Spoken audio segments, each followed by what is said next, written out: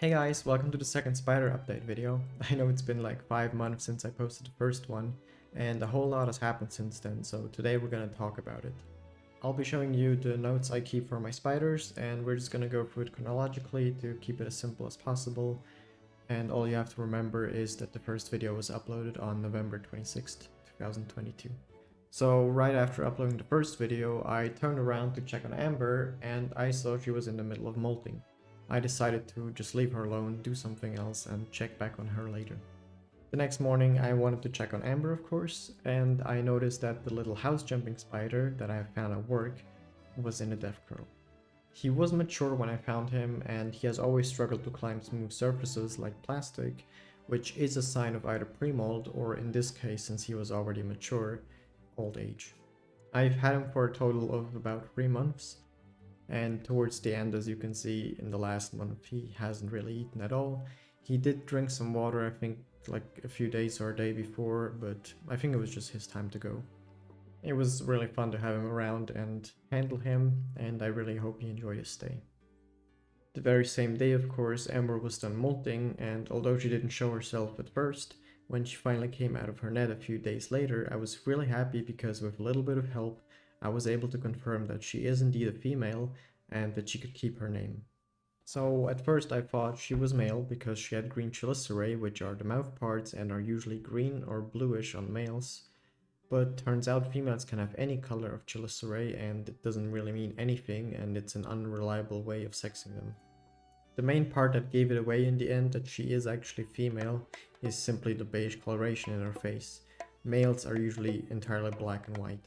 Now I'm gonna skip December and move on to January because pretty much nothing happened during that time and my spiders were just hibernating and just chilling. Alright, January 2nd, Amber molts into Instar 8 where she is currently still at, and she looks more adorable than ever.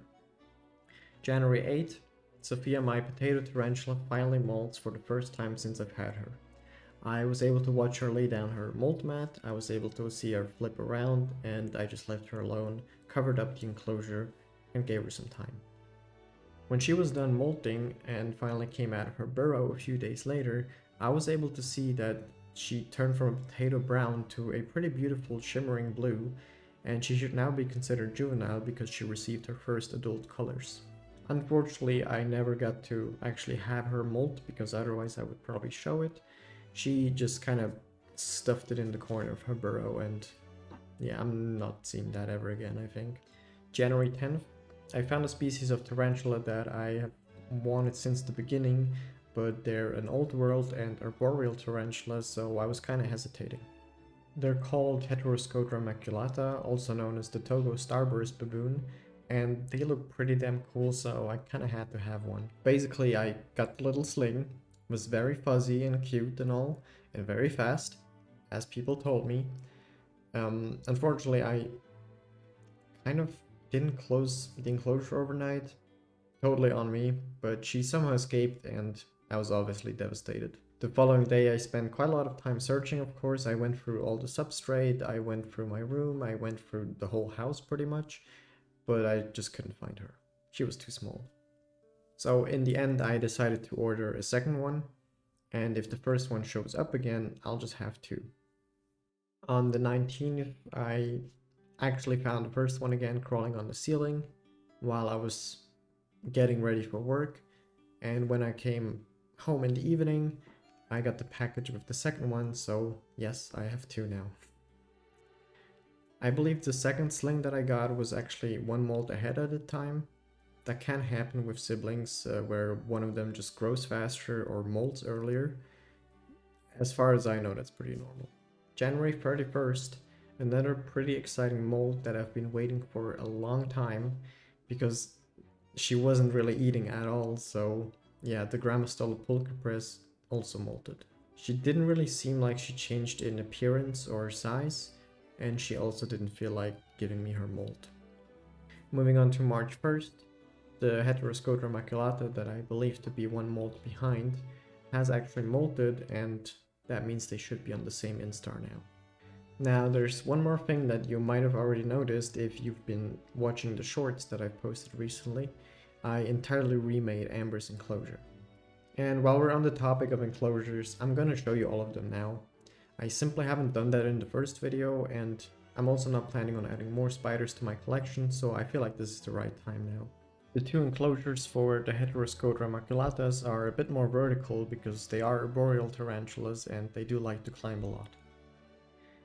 As you can see, they webbed up the whole enclosure and actually made it their home, unlike my two New World tarantulas, which haven't really done that at all. Next up is the Grammostola pulchipray enclosure, which isn't all that special, but she has plenty of space and she has made a burrow, so I believe she's feeling somewhat comfortable. She didn't come out of the burrow at all recently, but I think she's doing fine. Sophia's enclosure, as you can see right here, is quite a bit bigger, and so is the burrow she made, which actually has a lot of space down there, and luckily I can see inside of it because otherwise I wouldn't have seen her much either recently. And now to the actual highlight here, Amber's enclosure.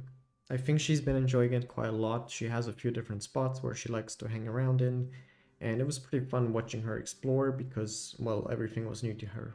What's really interesting though is that she made her new net or hammock in the exact same spot as she had the previous one in. I have no idea what that has to do with. Maybe she smelled it or something and just put it in the same spot, or maybe it's just a nice spot to be in. The last thing I want to mention is that I have opened the Reddit account, and although, you know, Reddit's reputation, the spider subreddits are surprisingly friendly and wholesome, so I decided to join that. On those subreddits, I've been trying to help other people that are trying to get into the hobby and just answer their questions, or I've been just posting pictures of Amber, and Amber is actually really well received there. Everyone seems to just love her, and obviously that is pretty cool. Alright, that was pretty much it for this update. I hope we see each other again in less than 5 months. Bye!